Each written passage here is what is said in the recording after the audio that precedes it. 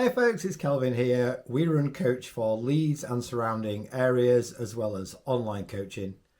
In this little video, I would like to talk about bridging the gap between where you are now and where you would like to be at the start of a race-specific training plan.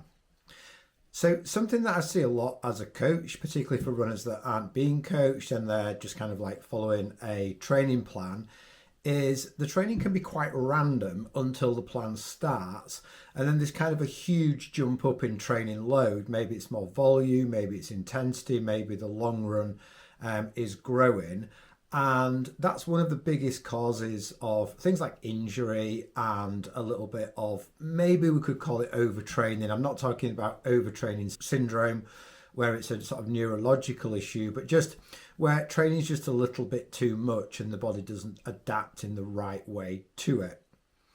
So what I would advise people to do that are not working with a coach, who are following a one-off plan, whether it's one of the We Run plans or whether it's another plan that you've taken off the internet somewhere, is to look at where that plan starts. So let's say, for instance, you're looking at an autumn half marathon and you find a plan online that's 12 weeks and then maybe a taper.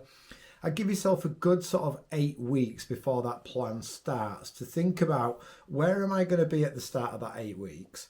And where do I need to be to start that training plan without that huge jump up in training load?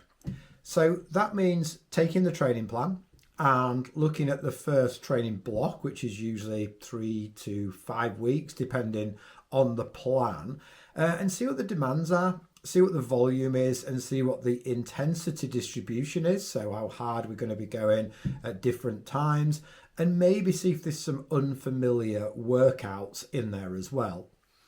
Then what I would like you to think about doing is then going 8 weeks back from that and then figuring out where you are then. And the easiest way to figure that out is maybe to look at the last 3 months of training, so maybe the last 12 weeks of training, and just get a rough idea by working out what your weekly volume has been over the last 3 months.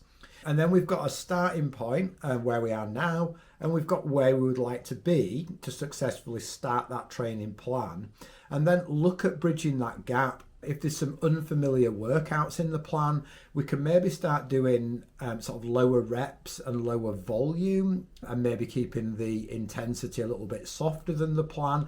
And again, trying to bridge the gap, so we're not going from, maybe a runner's not done any workouts recently and then the plan's got maybe a workout and a long run every week. It's worth just kind of having a look and just writing yourself a little bit of a personal training plan that bridges the gap from where you are now until when the plan starts. And what that means is you'll just have less of an increase in training load at the start of that plan, and then you've got more chance of a successful plan. So I hope that makes some sort of sense, and if you've got any comments, please pop them down below. And for now, happy running.